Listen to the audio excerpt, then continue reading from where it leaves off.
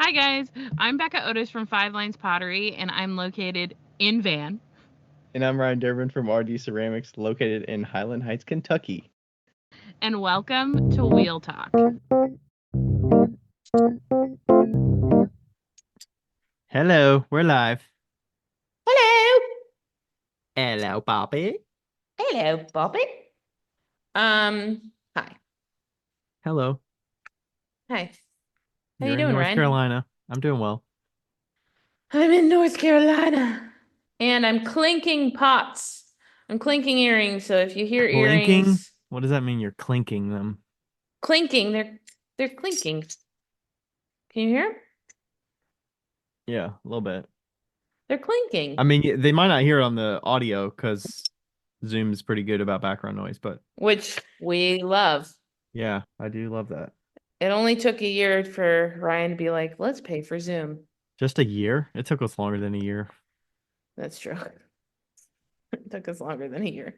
But anyway, best money we've ever spent. Exactly.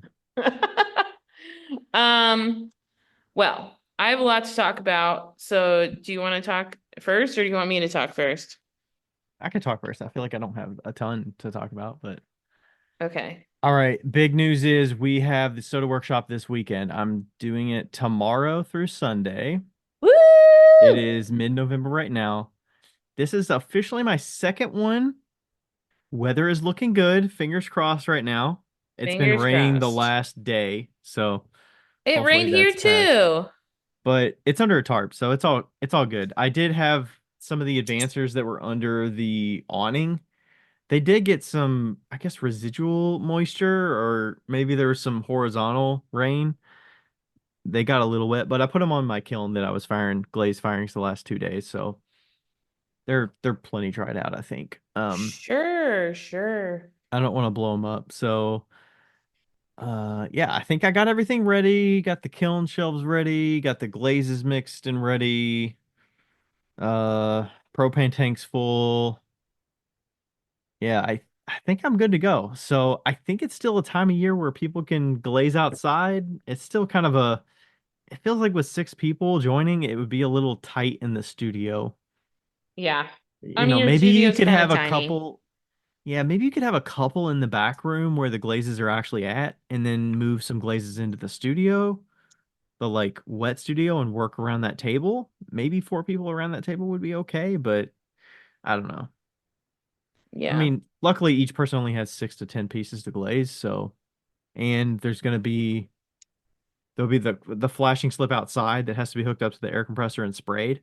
So maybe somebody will be Yeah. out there doing that while other people are glazing. So I don't actually have anything that I'm glazing personally in there. I've got some pots ready to go if I need to put any of my work in the kiln, but it's mainly everything that they're gonna bring that's gonna be for the kiln. Yeah. So yeah, I think we're set to go. It's looking good. Got the plan set. The shorter days is gonna be interesting because it'll be dark by 5:30 or so. We'll see what time the firing gets Oh, done, but and it uh is dark, might I I add. yeah, I mean, we were Fucking leaving the dark. house here at like 6 p.m. or 5:45 and it was dark. And I'm like, Dark. I don't know that I want to be finishing this kiln under the darkness for 2 hours, but I mean, it's not that bad because I got the floodlight on the back of the house, but But could you like, is there any way to get, Ryobi, you should just run over to Lowe's and get like one of those Ryobi lights that you can just like put on the kiln. I don't think you'd want to put a light on the kiln. Ryan, What do you mean on the kiln? pointing at the kiln. From where? Pointing from anywhere. Anyway, they're like construction lights. So they'd be like a floodlight. Hmm. I mean, I have extension cord I can run down there. I can just plug up a lamp light or something. I mean, you Sure. obviously the kiln is bright because of the flame. Like it's really bright, but I'm just checking the temperature at that time. But I think I'm gonna start at 5 a.m. Last time I fired, I think it was 13 hours. So 6 p.m. ish is when it got done. 5 in the morning. Yeah. 5 in the morning. I mean, I just turn it on and go back to sleep for an hour, Yeah. I mean, go that's fair. check on it, turn it up, go back to sleep, turn it up. Feels like back in the day when I had the kiln sitter kiln. It's just Right? circle of life here. 100%. So that's the big plan. Rachel and I did our special like date night tonight. I don't I don't know that I've talked about it on here. Have we? Yeah, a little bit. Yeah, because we talked about the Oh, we tiki bar. yeah, we went to Tiki Bar. So we've been trading off. Tonight was my night, or this month was my month. So we went to a cat cafe and we went to Burkus, which is a brewery, and they do perform like events and performances there. So they had a big band performance, like an orchestra I or something. helped. Yes, you did. I told Rachel that. I was like, I helped Oh, did you tell her that tonight or just beforehand? Because tonight. she was really working to try to figure out what it was, and she did guess Cat Cafe earlier this week, but I didn't confirm nor deny. No, yeah, I texted her when she was like, he did really good. I was like, I helped. But you did do really good. All of them were obviously your ideas because I have no idea where to go in Cincinnati, but Right. I Well, they just were all in helped Northern looking Kentucky, up. but yeah, Yeah, there's I mean, obviously she's been dropping hints about both of those places for a while. a while. Yeah. Not specifically Burkus for the big band performance, but the like they have other events and performances that they do. Yeah. So, and we decided we are officially getting another cat as long as everything plays out well tomorrow. I was wondering if you were going to say that or not. I told Ryan that when he told me that just like an hour ago, um, that my reaction was very similar to someone's reaction to finding out that their friend is pregnant. And if somebody told me that they were pregnant, which people have, I have not had that same reaction. So, a So the cat is it's a it's an orange cat, but it's a bob. It's like bobtail it's a bobtail. I was drawn to it because you look at it and it literally has no tail. It's just got like a little nub back there, but little nubby. it's born that way. And I was like, that's a Baby, I'm pretty born cute that cat, and I way. like the color of it and all of it. It feels a little weird because you're in a cat cafe. There's like 30 cats in there, and I'm picking the one that I like based on the color of it, but also like, I mean, I did bond with it and stuff, so it is what it is. But um, they're all adoptable there. But there was a few there that were pretty I don't know. Yeah, they like engage with us quite a bit. I mean, Tell him most what you're gonna name him. so it is a bobtail. I think we're gonna name him Bobby. That's so It's a cute. male, So so cute. it's 4 months old. So We will see how it goes tomorrow. We're gonna go there when they open tomorrow. It was about an hour before they closed tonight, and I was on the fence about it. Rachel was like ready to fucking in, go if I all was. in. She was just waiting for me to say yeah, and we were gonna. I guess we would have talked to them tonight, but they don't do the actual adoption in the last hour, but that we finished like an hour before they closed. Yeah. So they still had one appointment after us of folks that went into the room. But yeah, we're gonna go back tomorrow morning. We'll see how that goes, and then we'll figure out how he'll adjust to Marvel and Autumn. Marvel and Autumn are both about 7 years old, I think. 6 or 7 years old. And Autumn is fucking spicy. No, sorry, not Autumn. Marble. Marble is Yeah, spicy. Marvel's a little defensive and stuff with other cats, but Marble has almost leaped through the screen window at Lloyd a few times. Like she wouldn't have you're a chance with Lloyd, realistically. realistically, Lloyd would kick her ass. And it's funny because Lloyd has redirected aggression, so he'll get all pissy. But when he's around Autumn, because he like, or around Marble, because I think it's because he's been there so many times, he's like, I don't fucking care about you. You Right. know, he's like, whatever. Rachel's down here. She's like, I hear you. You're talking about the cat. It's official. Mr. Bobby. I'm So Bobby. cute. Bobby. Yeah, so we'll see how that goes. I feel like it's a good time of year too, because the shows have winded down. We don't have to go out of town for any shows the rest of the year necessarily. I mean, obviously we Yeah. travel a little bit here and there for Thanksgiving and Christmas and here and there, but yeah, we'll figure that out. It'll be fun. So, It will indeed be fine. but that's happening. That's the biggest news of what's going on right now. What's going on That. with you? You got quite a few updates. You're on the road, you're traveling, you're doing workshops. Lots of news. What do we got? Lots of fucking news. Okay, first, I have to tell everybody what happened yesterday. I feel like, well, actually, I mean, there's like a whole fucking story here, but essentially, I am potentially looking for a job. No, not potentially. I am looking for a job. And I'm like, why are you half-assing this? Just tell them what's going on. because I'm still trying to convince myself that I'm not. Um, I need insurance. I need stability right now. I'm not looking to get out of my van. I'm just looking for a steady paycheck. So, and of course, I could make myself a steady paycheck if I wanted to. I don't. So, I interviewed at Speedball and we'll see if I get a job. But things kind of like serendipitously lined up. And so all these things are like kind of like setting. I told somebody that the universe has really got it out for me this week. So like everything's kind of like lining up, working well. And then Lloyd locks me out of my van while I am literally on my way to go eat lunch with the Speedball marketing team and then go to another interview. Like the With guy Speedball. with Speedball, like the one of the guys wasn't there and I needed to meet him.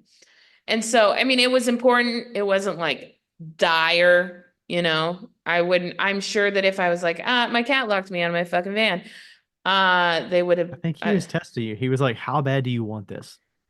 yeah, that was what was happening. Um, and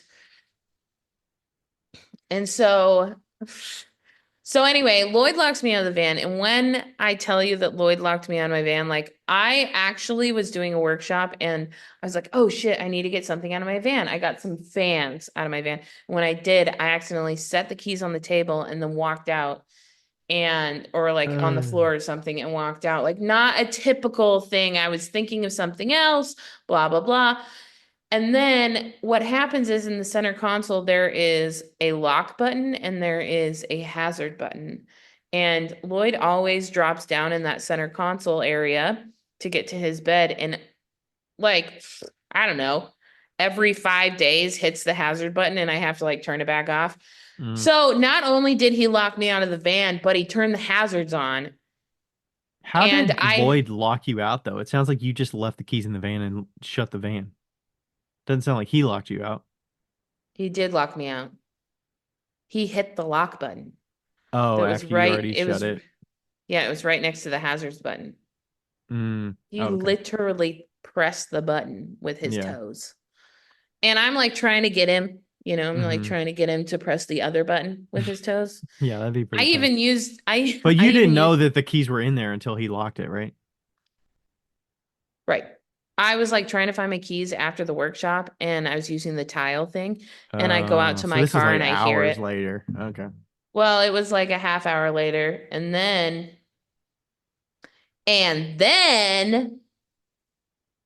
I was like on the phone with those like Ram has one of those connect things so like you can actually start your car from your house with your phone or whatever and you can like uh It's like a push start it or service whatever. like an OnStar Yeah. sort of situation. Yeah, and when I'd gotten the van, they gave that service to you for like free for a month or whatever, 2 months, I don't know. And so I had like signed up. So I was like, well, I'll just sign up again. And then I could just get in. It'll be fine. Yeah. And I like tried to do that and they were like, "Oh no, actually you have to be in the car to start the car so it activates." And I was like, "Oh, okay, so that's Can you out." just unlock the fucking thing? Can I No. just pay you $30 for the next month and you unlock this? Right, exactly. And they're like, "No. You have to actually be in the car." And I'm like, "This is fucking bullshit." So, understandable bullshit, but bullshit. You have to be And in the car, but you're gonna start it from your home? That makes no sense. no, just to activate it, just to like activate the service. Oh, okay. Yeah. Yeah. And so, That kind of makes sense, I guess. They want you to touch yeah, that something on the one's keypad or whatever to confirm you're actually at the vehicle. right. I mean, that it does make sense. And so then I was like, "Kelly, you got to pick me up." So Kelly Braun, who's the marketing director, comes and picks me up and we like jet over to Speedball. I like inhale the lunch that she got me that was quite delicious. And I'm like shoving noodles in my face while this guy's like, "Hey, I'm here. You want to go check stuff out?" So the job that I'm applying for is the mixer for Speedball. And there's 4 mixers. They um there's 4 people that are quote unquote mixers. And the mixers is pretty much exactly what you're envisioning. It's the people that are all in the back of the fucking warehouse and they all got big vats of things and they're mixing up all the inks, all the underglazes, all the um paints, any like solvents or whatever. They mix it. And so basically it's kind of like a happy wife, happy life situation.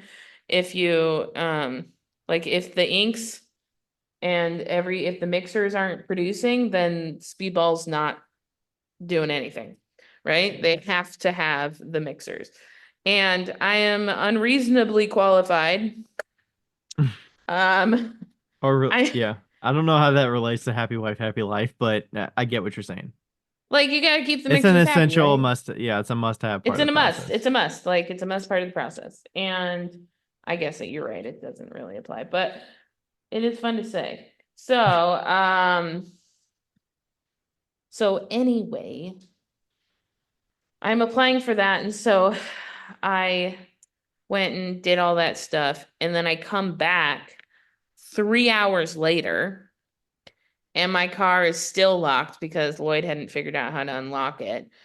And my hazard lights are still on. So all of these people are like, "Why does this van have like hazards?" Are you just on the And street somewhere? no, I'm in the back. Thank God. Um, and so I'm like, I was in the back. Ah, pissed. Um, in the back and but so I walk in the store and they're like, "How you doing?" I'm like, "I'm doing great. My cat locked me out of my van." And somebody had AAA. So we got it taken care of. Jeremy saved our butts. And then on Do you actually top have of, AAA? I would suspect you probably do with the van, but no. you know what's funny is that I thought that I got like a free AAA thing from T-Mobile when I had an older van. Of course I had AAA, but I haven't signed up and I will. I It's a little weird though the way that they t like from the one that we have they we got the classic version I think and they only tow you 5 miles I think. yeah, you got to get like the premium one. You got to get the one that will tow you 100 miles. the gold one, yeah. Yeah, I've had that one before and I fucking used it. Yeah, I I've remember when gotten I was towed a that kid, far. we got towed. I think we were on the way back from Cincinnati. We went to a Reds game and we got a flat or something happened. And we were stranded on the side of I-71, like 80 miles from Louisville. Home. And we Yeah. had to get the van towed. And we all got in the back of this AAA truck and rode another 75 miles back home to Louisville. Oh my God. Yeah, I've gotten, oh my God. One time I got towed from Leavenworth. I'm sure I've talked about this on the podcast because I'm sure we were doing the podcast at this time. Well, maybe not. I was getting towed from Leavenworth to Sultan, and this motherfucker made me like not only did and I was too young to like really advocate for myself, but he shows up, it's Labor Day weekend, and he was like, "Well, I can't tow you back tonight." And he's got his fucking girlfriend in the car. And I'm like, "So what?" And he's like, "So I'll pick you up in the morning." I'm like, "What the fuck?" And so I had to sleep in the van, which I was doing anyway. And then, But wherever it was stranded, you just had to sleep there. well, he towed me to a car shop. Okay, so it was a little, that's still a little sketchy, but Yeah, I had to walk 2 miles to find a bathroom. oh And shit, then, or maybe it was a mile, I don't know, it was fucking long. a That was mile the each back way, of, so 2 miles. now I would have just dropped my pants and done it behind a tree, but I had dignity back then. Um, and then he tows me and he's like this weird ass dude. Keep in mind, he has his girlfriend in the car the night before and he's by himself this time. I get out of the car and he goes, "Well, keep in touch if you want to." I'm like, "Sir." The I'm like, "Sir, I will balls on not. this guy. Fuck you." How Like, long fuck was that you. tow for? Like an hour and a half. Damn. What do you listen to for an hour and a half? I don't even know. Does does do these people put on the music they prefer? Do they put on a very agreeable music like pop so that I'm it sure could they would put on cater? something agreeable, you would think, right? They just throw on a podcast of something they listen to on a regular basis and they don't care whether you care about it or not. Some political podcast, And it's then like, you just put in your earbuds and you're like, all right, I'm listening to this. You put your yeah. earbuds in. Oh my We God. gotta sit together for an hour and a half, but we'll do it. We got it. Yeah. But yeah, such bullshit. And what's funny is that he actually towed my car to Monroe and he towed me to Sultan. So he dropped me off and I picked my other car up and drove right back. But Oh, anyway, moving on. So that all happened. I got the car unlocked and then I'm like in the classroom and then I was like, "Oh, I gotta go take Lloyd to go for a walk because he's having a stressful week." And I get in my fucking car and my tire's low. And then I get out at the cemetery because that's where me and Lloyd walk. And sure as shit, there's a nail right there. I'm like, was it like could all the way flat? no, no. I was like, could you not? Could it? Today's the day. Today's the day. If it rains, it pours. It's like Today's the something's motherfucking testing day. you.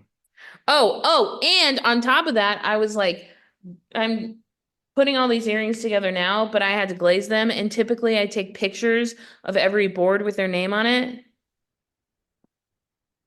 So you know whose is whose. Yeah, so I know whose this is. Maybe I did take pictures. And I forgot.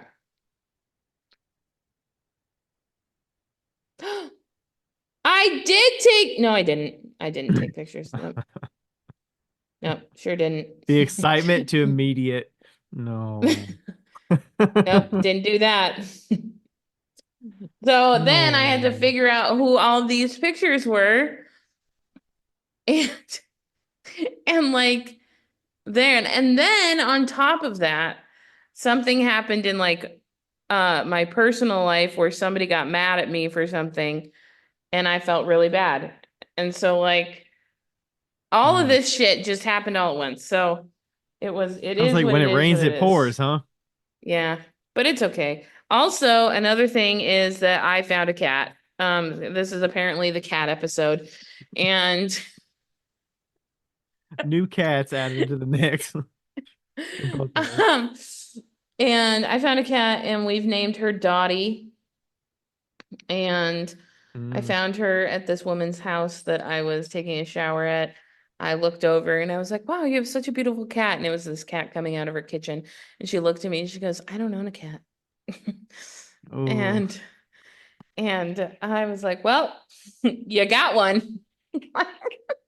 yeah. But she has a dog that is a rescue who's like trained. They use cats as bait. for him. So they Dang. literally cannot have cats because he'll eat them. So Shit. yeah. So I took her and she was skin and bones, and now she's got a little weight on her and she's real cute Why'd you name her Dottie? because she looks like a grumpy old Dorothy, but Dorothy is too long. Okay. And then I wanted to name her Dot, but that was almost too short. And then somebody was like, Dottie, that's so Southern. And I was like, how perfect. We're in the South. Yeah. You could nickname her Dot when you wanna. Yeah, I mean like Dot, Dorothy, Dottie. Dot, Dottie. It's all one and the same. Um, but yeah, she's very cute and she's very lovey. But I think that she's lovey just because she's malnourished. I think she's lovey because she's getting something out of it. Yeah. I mean, I get it. I mean, I it would sounds do like the she same was probably thing. feral. Yeah, but like as docile as can be, you know? So, so yeah, that's what's How's happening. how is Lloyd adjusting to that? He is not doing well. He's How is Lloyd adjusting? Well, Lloyd is Lloyd. Um, Lloyd is, I think I'm the problem actually. Like I went up and saw them in the van together. They're fine. They're fine. When I get in the van, all hell breaks loose. Like he starts freaking out. It's me. I think that like it's not her, it's me. So I don't know. I don't fucking know. It's for anybody that doesn't actually know what's going on, is that Lloyd has something called redirected aggression, which essentially means that he's aggressive and he doesn't really understand why he's being aggressive. He's like, I smell something, I'm threatened, let's fucking go, you know? And and so I've had to deal with this for quite some time. And it's not the funnest. Let's just say that. Not the funnest. That's why he gets in a lot of fights. And yeah, he's just kind of an asshole. But Was I'm he like that fine. with Floyd? Were Lloyd and Well, Floyd that's when it twins started. or were they were Yeah, they were twins. born together, right? Yeah, they were born together. That's when it started, was um when Floyd was around, because when this guy actually opened up the door and started petting the cats and he was like, I have 7 cats, and Lloyd like smelled them and he was like, oh fuck no. And then and then I didn't know what was happening, and if I had put him in like a dark closet for a while and just let him, take his time, he would have been fine. But I didn't, because I didn't know. And You so, didn't? No. Yeah. and that's just what happens. And so that's what we get to live with. But I really do think it's me somehow, and I don't know. Well, I think it's probably better that you did not get a kitten. I don't know how See, old and this that's the cat is, thing. I but don't know. I don't know if it would have been better if I had gotten a kitten or not. I wasn't really planning on getting a cat. I mean, did I want a cat? I mean, Sure. you wanted one for a little while. Yeah, but also like I just really can't handle, especially a cat that sweet, being out like alone, you know? Mm-hmm.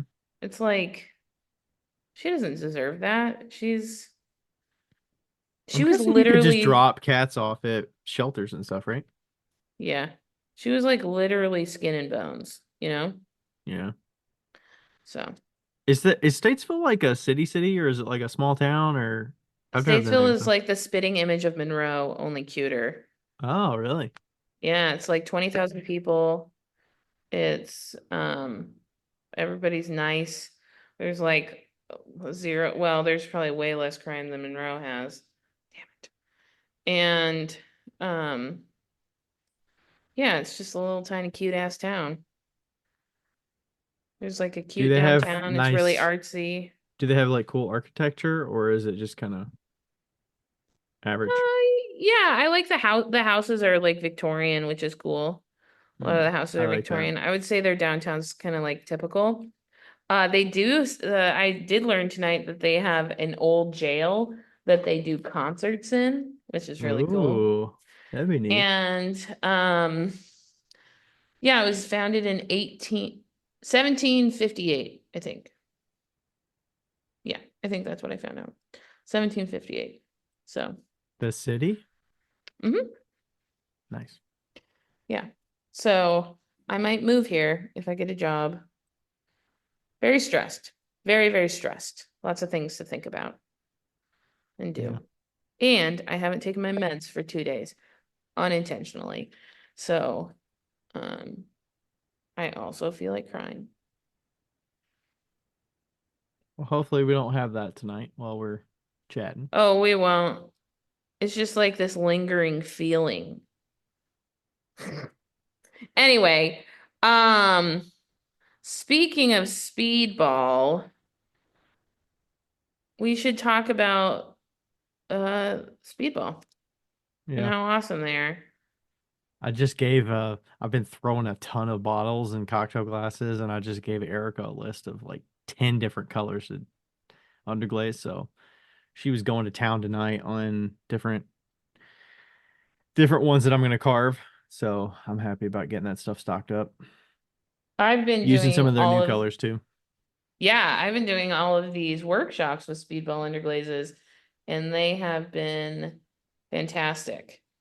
Fantastic.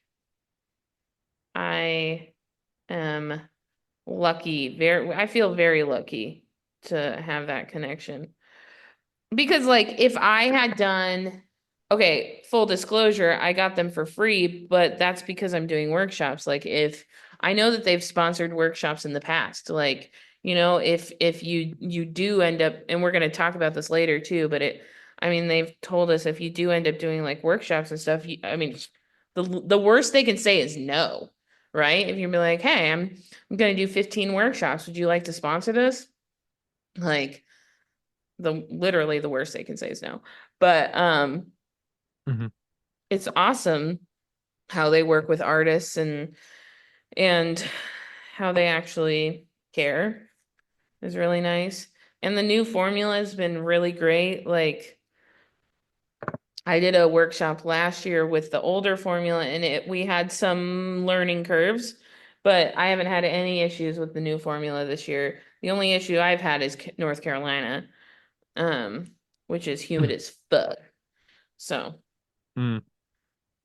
but yeah, it's been great. Looking at all the ones you have out there that you're working on, earring wise, are there colors that people gravitate to most? I would say the aqua is a really gravitational sphere. The greens, aqua and greens, like always blue, greens, and black, like black. Actually, that new charcoal gray, we got that. That's a really beautiful color. Like, Your clay I don't, body is the Sheltui, the red clay? Is that yeah, right? Sheltoy is the red clay, and this is to give you reference. That's the gray with a clear That's the glaze on top. gray. And this is like the royal blue. So it's got like a nice blue hue to it. It's really pretty. I really like it. Um, Yeah, I have yet to use the charcoal. yeah. I mean, it's just really they've done a really good job. I really um the amethyst, which has always been more of like the pigment isn't as it's not as pigmented underglaze. It breaks a little on the clay, which is nice. So you can't really see it, but it really like hits in the grooves and like really moves into the grooves, which is lovely. So Yeah, I yeah. mean, if you're using it like that, you could probably do it a single coat and it would act like a glaze would if you're putting clear glaze over top of it, if it's gonna like sink into the grooves a Kind of, little. But kind you of. said it's got grooves, so is it just the way they paint it on there is not super thick? No, typically I do like textures and stuff. Like people do textures. and then you paint into the grooves and like you paint it and then you wipe it away. But Oh, they're for some wiping. Okay. reason, the purple is not as opaque, and so it shows the textures a little bit Oh, better. okay. Yeah. Gotcha. Yeah. So that's pretty cool. Um, They're up to and 36 colors now. I think dang, 36, that's a lot. 36, or It's just wild. maybe it's Oh, more go than on. that. Maybe it's more than that. Maybe it's 48. I don't know. Well, it's wild visiting their warehouse. You would love it. It's so cool. There's so many things. Like Mm-hmm. if you didn't know, Speedball also makes inks for like screen printing. They make inks for block printing. They make India ink. They make which I didn't realize until this week. They make pens, calligraphy pens. They make paper. They have a whole paper section. They make the what else? They have like uh shirt ink, like fabric ink. They literally have so many goddamn products. It is like unbelievable. He's counting the underglazes. And it was so cool to see how many things that they have. And it's like so interesting. It's like this huge, ginormous warehouse, and they have to like when they bottle the things, they have to like clean out the dispensers. And that's why, I never understood, or I guess I did kind of, but like you don't really understand when they're like, well, we don't have that in stock. You don't really understand the whole concept of like batches, because they have what, two or three filling machines, and if they don't have it in stock, they have to get through the batch that they're doing, and then they have to clean it out, and then they have to load it up with the right colors, and then move on from Yeah. there. So And you're not it's just gonna definitely, bottle, 50 yeah, bottles. You're gonna bottle it's hundreds of bottles definitely probably. like uh yeah, it's a process, and it's really cool. They've got 36 colors and they just added 12, so it's 48. Nice. That's a lot. I'm guessing they got to sunset a few of these colors at some point. They're gonna kick them out. I would, they've got to, right? I mean, I don't know. I don't know. What I did know is like when I was talking to the guy of the mixers, he was like, well, they don't ever get less. We're always getting more. Because you're thinking like inks, glazes, underglazes. They've got mid Yeah. fire, they've got high fire, or not high fire, they've got low fire. Like they're adding product lines with like the mid range glazes. I think they're coming out with new mid range glazes soon ish. Yeah. So it's like they've got to be able to maintain. It's pretty wild actually. And Yeah. like as they're getting really like much bigger in the ceramics world now, and they've been in the art world for such a long time. The ceramics world is just them like getting more serious about it? Hmm. God damn it, that was really Yeah, loud. and do they have separate mixing lines for like maybe bottling lines is a better the thing I was No, that's more what I was asking saying. about. Do they bottle everything in the same line? They just change out bottles Mhm. of okay. They just clean out the dispensing, bottles and stuff. Wow. So they got to put Yeah. ink through the same dispensers as what they put mid-range glazes through and Yeah. underglazes. It's all the same. They just clean it out really well. From what I Wow. can tell. Like there are different ones too, though. Like it's different from a bottle to a tube. Like there's tubing machines and then there's bottling machines. And I didn't take videos, and I know I should have. But it would have been really awkward to be like, hey, yeah, I want to interview, but can I please take a video of this? Um, Right. you got to Well, pick your hopefully, times. hopefully you'll be around there long enough that you can do some of that. Yeah, exactly. That's why I was like, well, if I get the job, then I can Yeah. do an in-depth video. Yeah. You can Yeah. do some of those videos for social media that some Things he folks was talking maybe about. Yeah. would like to get Yeah. in the I told him production that too. cycle. I love the production stuff. Whenever I see esports Me production, I too. love it. That I get it. It's not super relevant to a lot of us that are studio potters, but it's so It's cool to so just see fascinating. the way that you optimize a factory process and just the sophistication that has to go into these machines that are so precise. It's mind-boggling. Yeah, it really is. All right, so if you want to look at any of that stuff, speedballart.com has all of that. SPEEDBALL, Speedball, speedballart.com. There you go. And you can go and look at all the things that they make, because there's a lot of it. I'm like, if I get a job there, I can tell you that most of my budget is going to go towards art supplies. Love it. All right, do we want to do what would you do if? What would you do if? Bringing it back. I don't know the last episode we did it. I think it Bringing was it back. Da-da-da-da-da-da-da, bringing it two back. 259 maybe, if this documentation on here is right. What would you do if you sent a new wholesaler your wholesale agreement and they declined to sign it? Mm. This is relevant to a situation that I just had.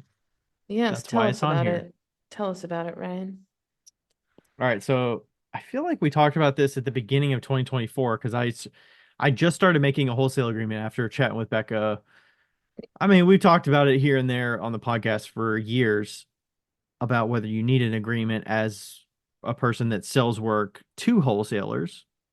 And I was like, this doesn't Yes. sound like a bad idea. I came up with one when I was doing the wholesale show at Kentucky Crafted in March. And I was like, I think it's a good step to be more professional.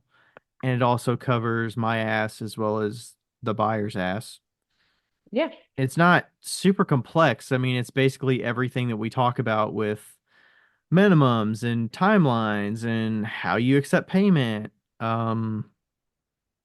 what the buyer can do with your pricing if they want to adjust the pricing or not, um, if they can like use your branding or your name in advertising or whatever, What's whatever you want to put your on it. name? Sorry. So I had a new wholesaler and I, sent them. We talked through Facebook a little bit. Somebody gave me their info and was like, "Hey, you should reach out to them. They're looking for some ceramics or some new products to put in their shop." So reached out. They showed interest. Here's what they wanted: oil bottles, spoon rest, garlic graters. Very reasonable order, about $350. And I sent them the invoice, and then I also sent them a wholesale agreement and said, "Hey, can you please look over this and sign it before I deliver your order?" And they looked over it and they weren't willing to sign it.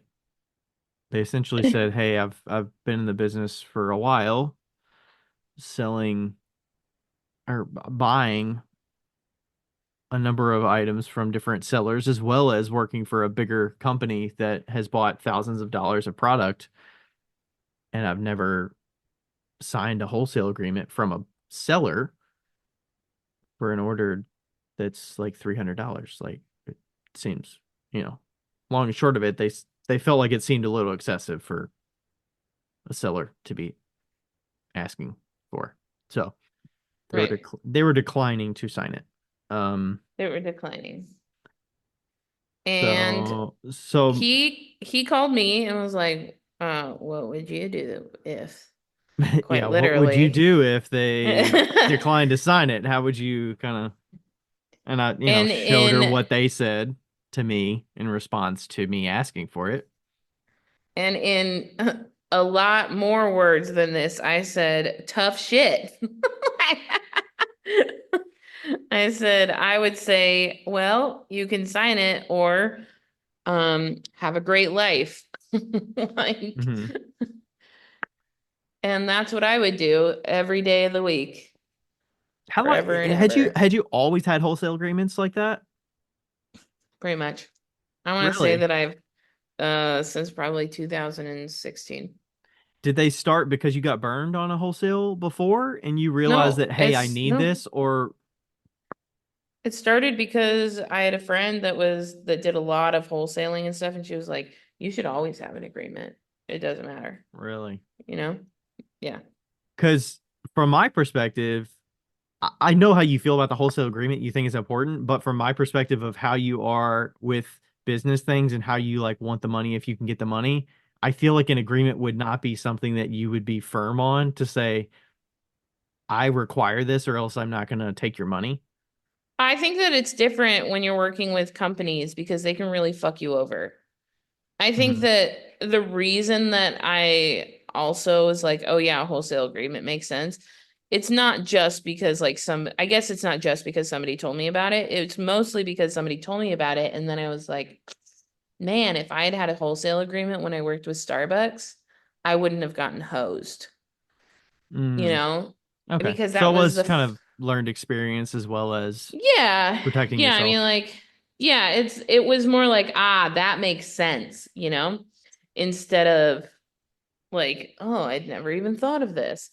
Um, because like I did get completely hosed by Starbucks, like they backed out of a certain amount of quantity that we had talked about, and it was like I thought it was just like a gentleman's agreement situation, and they were like, "Oh no, actually, can we not do these?" And so I like ate the cost of all that, and at that Yeah. time I was charging like $0 anyway, so like Yeah, you weren't charging the realistic I think price they for were the like product. I think they were like $13. I don't know.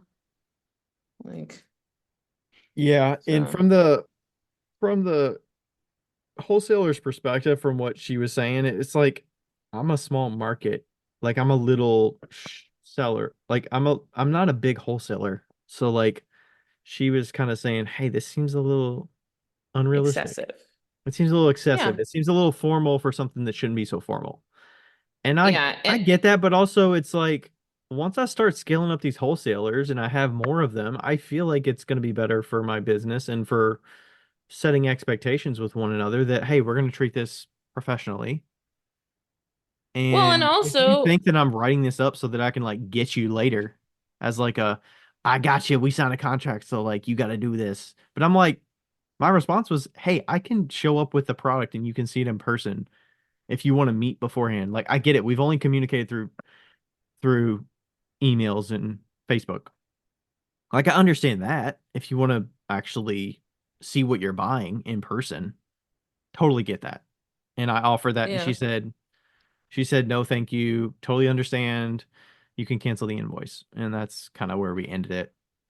Yeah. And I think that at that point, it's not really about like, somebody saying, oh, well, this is so, um,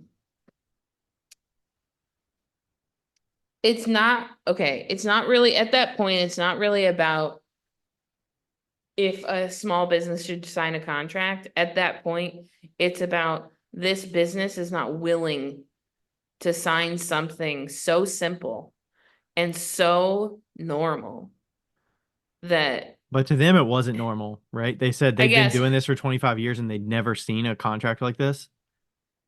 And I'm yeah, well, like, that's ridiculous. but also But like that's ridiculous. I mean I've yeah.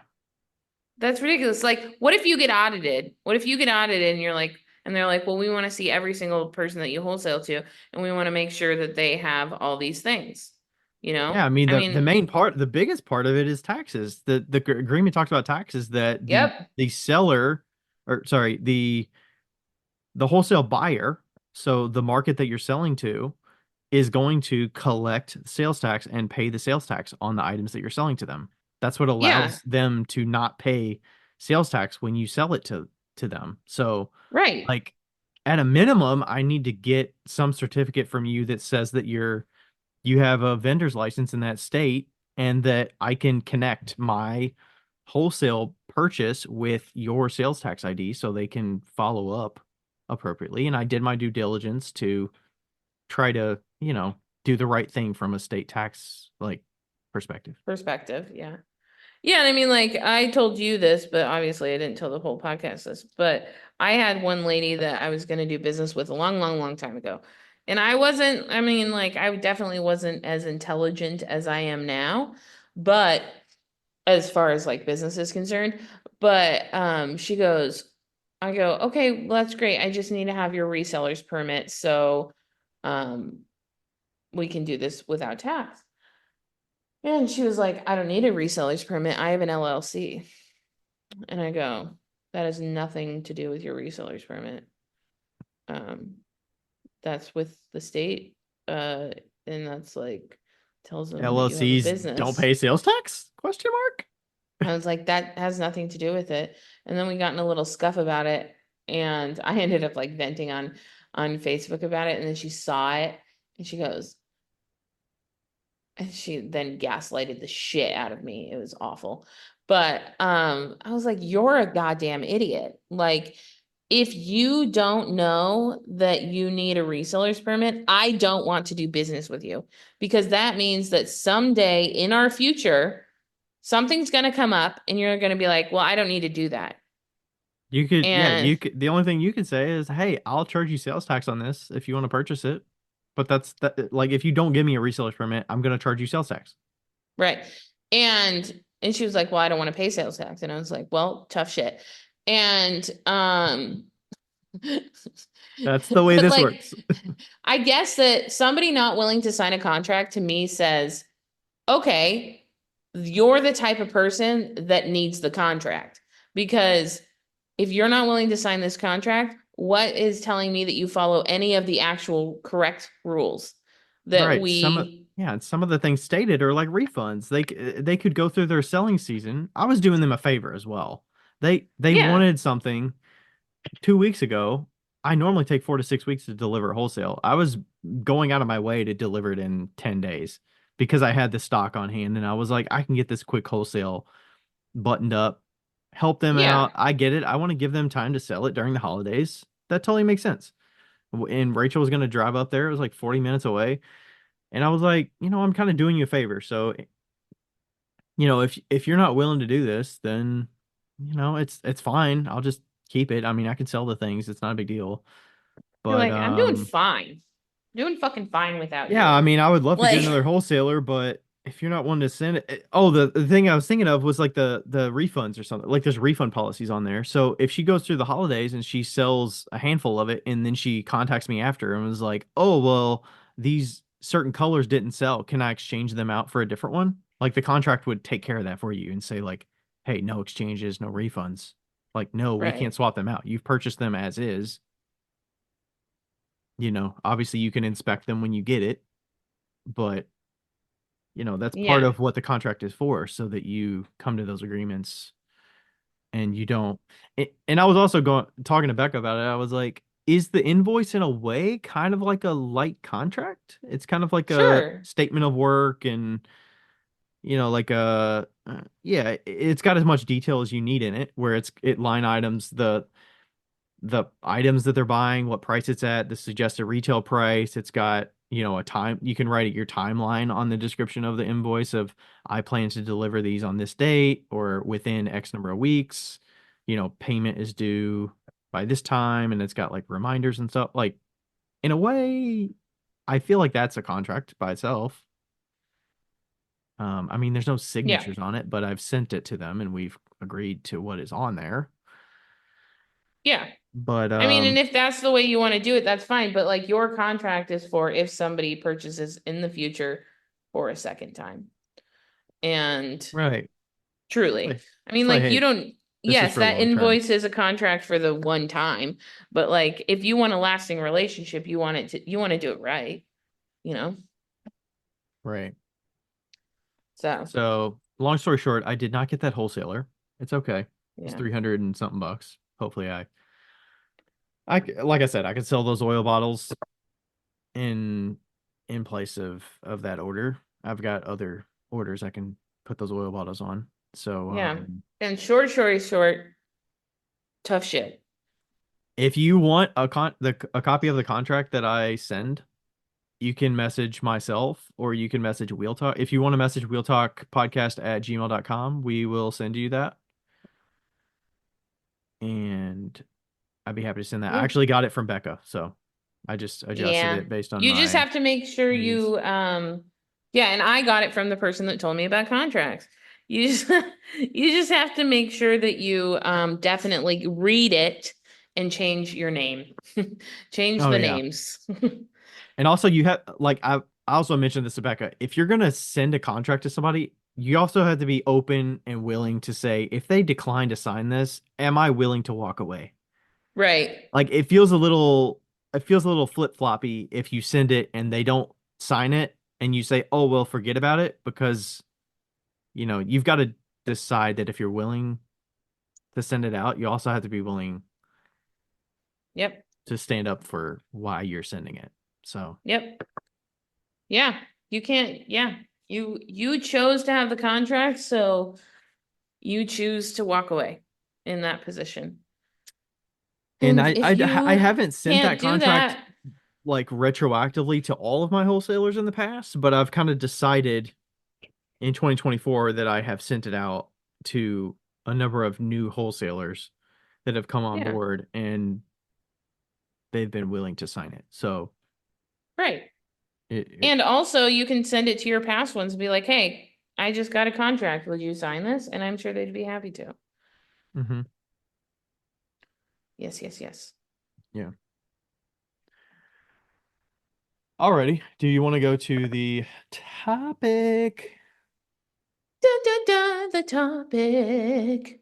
I've had a lot of vocal situations tonight, cursing people and singing about people. Lots of singing tonight. Cursing people. Yeah, how I've been telling you that I hate everybody. Mm-hmm. Yeah. So we actually sent out on Instagram a little question inquiry. So we were like, hey, we need questions. So we're doing it vocally here as well. If you're hearing this and you have questions for us, our listener question list has dwindled a little bit. We'd be happy to add to it. If you have any of those, send it our way on Instagram or email. You can go to our website, all the good things. So, We should get an email list. what would we send to the email list? Give us a question. We just say, hey, it's that time of year. Question time. Questions. Also, I want to note that we don't ask very often, but if you wanted to do a review for us and tell us how much you love Ryan and how much you hate Becca, we would Maybe love that. that would be a reason we would send an email out. Hey, it's that time of year. We're doing our little call for reviews. I don't know what they affect, but And your people say that money. they affect something. Wouldn't it be funny? Turn into an NPR podcast. Yeah. Like, We're hey sponsored by the guys, support of all you folks.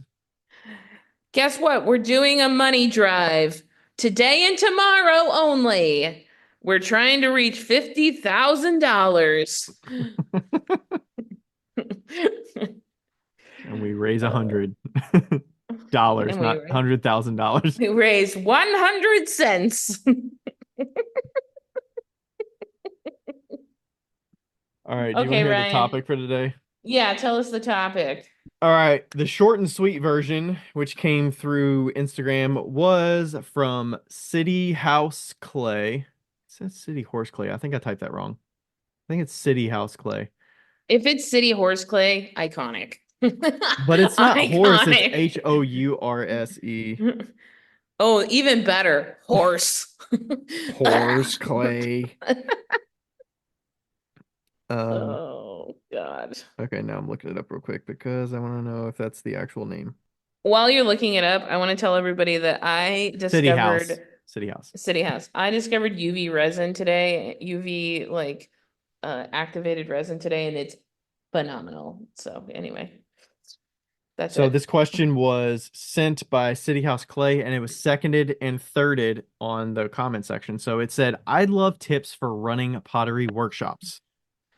For example, 2 to 3 hour workshops where instructors provide everything. Ironic that Becca is quite literally in the middle of a workshop situation. Doing this right now. And then there's a longer Yeah. version that is also related that goes into more specifics. Do you want me to read that, or do you want to just start there and Let's read the specifics ones. I can read it if you want, or you can. I can read it. Your hands are busy.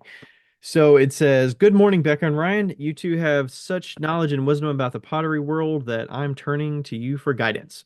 The situation: a local brewery has reached out to me to do a group class. We've discussed what to make, and we've agreed Ah, that we would yes. do pinch pots. I think I'll add coils so people can get something a little bigger. The class is also supposed to be 1 hour. So I figured with these two elements, it will get us close to that mark. In a past episode, Becca mentioned having test tiles with colors for people to note what final color they would want, which I will do. Next week, I'm also doing a run through with some of their employees to get a feel for it, but it still leaves a lot of questions. So there's a bunch of specific questions.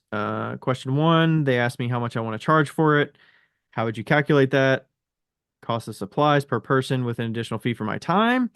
How do you value that? Do you make it per person or a flat fee to which we add the supplies? Question number two, that was a bunch of questions in number one, but question number two, how much clay per person do I need to bring? Three, what would you specify as a maximum number of people in the class? Four, how would you structure such a class? Such a class. I've taught previously at my former studio, but it was one-on-one and within the structure of a class held, so this is brand new to me. And number five, anything else I might have not thought about. I realize that's a lot of questions, so I appreciate all the insight you can share. Thank you, Sandrine from French Frog Pottery. Oh, it's French Frog Pottery. Okay. I know Yeah. her. Yeah. I didn't realize it was her. All right. So there's a Um, lot of questions there. I remember we did an episode a while ago that was talking about somebody wanting to do kind of on the road workshops where they were maybe considering getting like a separate trailer to host a workshop or doing like I a remember going that. to somebody's house to do a workshop. So there was an episode where we did that. I'm gonna probably search for that a little bit while we're talking. I don't know that I'm gonna be able to pick it out because I can't exactly remember, but there was one where we did. So uh Oh, yeah, man. where do you want to start? I mean, you're doing that right now. You're hosting. Well, the first thing I want to say is 1 hour is very little time. Hmm. Like me and Ryan talked for an hour before this podcast.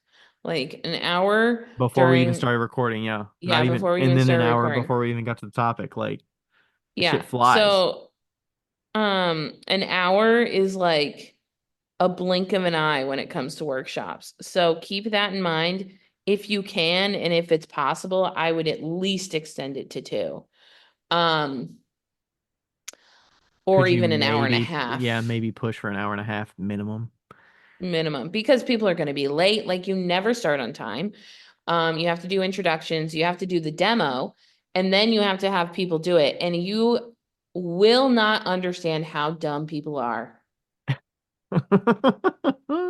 until you understand how dumb people are. It's Because not even the, that they're dumb, it's just that they do not listen.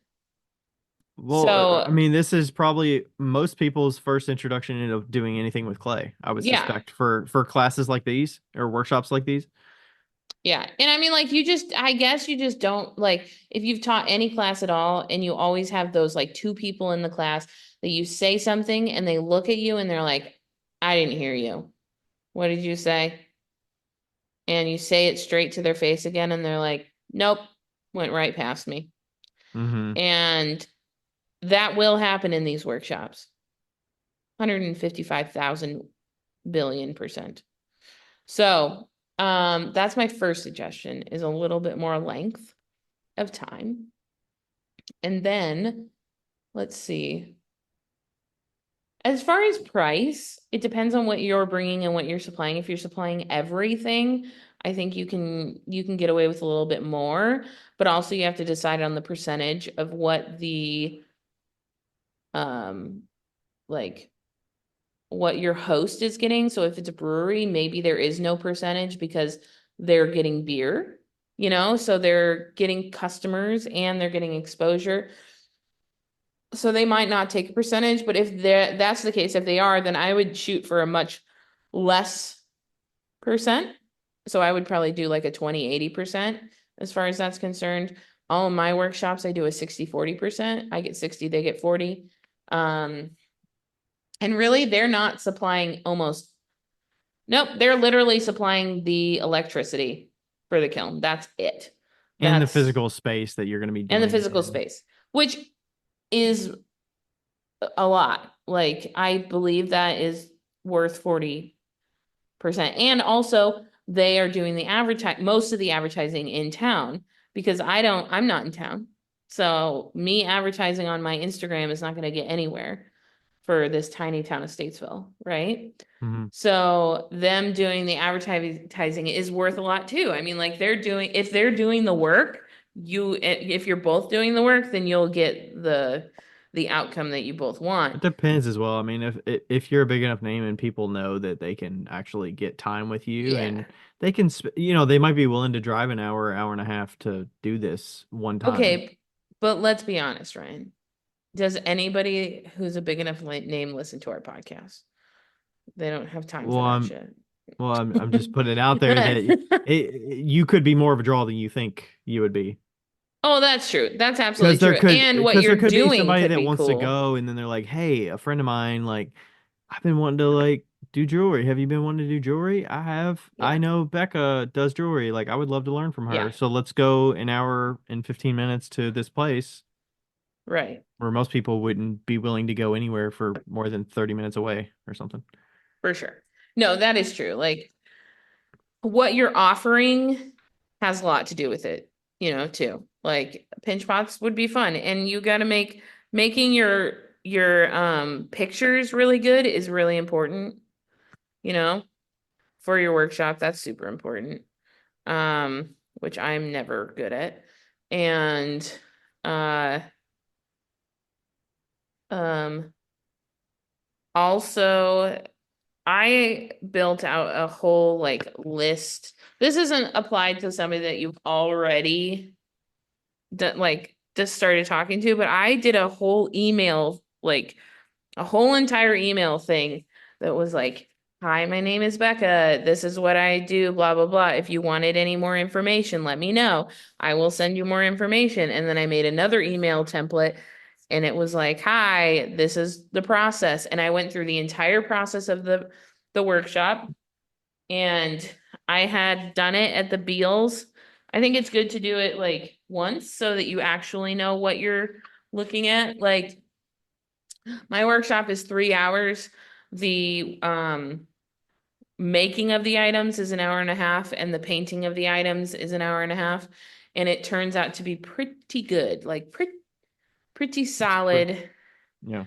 Like, we get done like right at the 3 hour mark usually. Um, and also I'm a little loosey-goosey on how many items people can have, but typically I go in saying you can have 8 4 pairs or 8 pendants or whatever. So, yeah, but As well as like most people are doing this for a fun night out. I would yeah, suspect expecting if you could do it yourself in an hour if you're on task the whole time, expect 2. that might be reasonable, but thinking people are going to be drinking beer, they're going to be socializing. They're not Oh just yeah. focused on their thing and just doing their thing. They're socializing while trying to learn, while trying to listen and remember and also drink and then go to the bar and get another drink and Yeah. If there's there's a lot going booze on. involved, One if hour? there is, Why, yeah, if there is booze involved, you need at least an hour and a half to 2. So, unless for there's literally sure. nothing they're finishing and they're just doing the thing and then you just recycle everything, but Yeah. So, as far as how much you should charge, I think it's obviously up to you. I will tell you what I charge for my workshop. I charge $85 a person, and that gets you 4 pairs of earrings or more if I'm feeling nice that day. 4 pairs of earrings, and they're all assembled when you get there. And uh 4 pairs of earrings, and I usually say if you want to do a pendant, you can. So 9 pieces total. and they're all assembled, and that's 3 hours. And then like obviously like I've been putting together earrings this entire time that we've been talking for 2 hours, and I'm not done yet. So so like I'm not even close to being done. Right. So like I mean, um assembling, even if you had an assembly process of that after the fact. yeah. Yeah. So you have to consider the time that you're taking outside of the workshop, the actual workshop itself. But I think that Especially if you're I, firing it for them too. yeah, and mine's a once fire too. So if you're doing two firings, you have to keep that in mind. So, but also if you taking home like 4 pairs of earrings is a lot different than taking home one pinch pot. So keep that in mind, especially if it's a shorter like workshop. I think that if I was going to do like a pinch pot, I would maybe, and there's like, there's going to be a good turnout. I would maybe do like $45. If you got 20 people, that's 800, that's 40, $1,000. yeah. So like, that's a lot, that's $1,000 for a workshop Not, yeah, $900. That's pretty good chunk for for, like minimal effort. well, Um, minimal effort at the time, but you got to at the time. transport and set up and But if you fire and all do that. like But underglazing and stuff, they can glaze it there, you know? But also that's the thing. So like I would love for my workshop to be 4 hours, but like 2 hours and then like maybe like 2 hours, a 30-minute break, and then an hour and a half. That's what I would love. that's a lot of time. That's a big I dedication for know. a one-time workshop. I know. I could probably do 3.5 hours. First of all, I want snack time. I want there to be a snack time. And I also want there to be a 30-minute break so things can dry because I'm doing Mm, everything in my workshop. So you have to like think about that stuff. Like, are they going to be painting it? Are they going to be telling you what they want it to be painted? Are they, um, are they just going to make it? And then, like, if they make it and then you have them put their names and then put the number of the glaze that they want, and then you glaze it and bring it home, that's a lot of work for you. You've got to wax it, glaze it, fire it after bisquing it. Like, that's a lot of work, right? So, ideally, if you can have them do most of the work while you're there, that's perfect. So, the mhm. way I used to do it in like with kids and stuff is I would have them paint with stroke and coats on the dry clay or um the leather hard clay, and then I would biscuit and then I would clear glaze it, and it would stick to the parts that weren't already glazed, and then it wouldn't stick to the shiny part because it would be shiny at that point. And that's how I would glaze them. It worked pretty well. But yeah, you just have to like really, the thing about workshops is that you have to go in with a plan. You can't just be like, yeah, we're gonna do this. It sounds like structure and guardrails is important as well, so that Yeah, you're taking, because most of these people haven't touched clay. So if you give them guardrails, it at least focuses them enough so that they can come out with something productive at the end. yeah. And you And also like, can like you're not risking, blowing things up or right. And like, let's assume that you're gonna do a pinch pot base with a coil top. Okay, so like you want to add coils so that they can get a little bigger pieces. Totally reasonable. Um I would have never thought about this before I went to Melissa Beal's house because they are really great at this type of stuff. They put out absolutely every single thing that you could think of for these people before they get there. Like, really. if there's coils, they're extruding coils Oh, because okay. like they're not making these poor people that have never touched clay before. Yeah, They're they're not making flopping them coils like around trying to make a rolling coil. like rolling out coils that look like the worst snake in the world. And You're like, like just join it on there. Yeah. when I do my workshops, if I really wanted to make it easy, I would make the slabs as thin as they had to be, but I want them to experiment and to work with it, you know? Um, so I make the slabs for them and I cut them before they even get there and I put them at the table at their Mhm. spot. I set up an Oh, entire do space you for them. do you have like those Yeah, slab it's mats or something so people just work on slab mats? no, but I have bats. I have a bunch of this. Okay. Yeah, bats are good. You have slab mats? God I got damn it, like I I got wish I like would have 6 of known those that. slab mats. You should get some in Seco. Oh, no, Well, it might be too late by that time, but I I've had like 40 and then in a fit of rage, I ended up like throwing some of them or I don't know, mm, I gave them to somebody. they had a ton at Um Claycon West, so they were just yeah, trucking those that's what bad I boys got out. mine from. I've got That's a what I bunch, got but mine I from. don't use them that often, but that would be perfect to work on with hand building. Yeah, well, and also just honestly just a piece of canvas that you can get at like at Joann's is really great too. Yeah, just get Also some canvas those and cut it up. Also, I will say here at Create in Statesville, we've been doing it on these foam mats. Like, you know, the foam like place mats that they have for like little kids. Mm-hmm. They've been fantastic. That's good. You can I probably kind of wash want that to, too, or hose it yeah, down or I whatever. kind of want to do it on silicone, like having like a placemat or like a space for people. So what I have in my workshop, what I set out for them, and this took a long time to get to a space that it was like good. We have a tiny roller, a ruler that's cut in half. That's for rolling, like a rolling pin. Um, and a guide, essentially. You're using the Uh, rulers on the sides of it so you can roll to kind of yeah, make a slab of certain thickness. Yeah. yep. Texture rollers that I have, I own, that I wish I had more of, but they're fucking expensive. Um, an X-Acto knife, a needle tool, a metal rib, and a hole cutter. What are they Yeah, using the needle tool for? just whatever. It's just nice to have a fucking needle tool. Oh, I know what the needle tool is essential for. Getting the clay out of the hole cutter. That's what it is.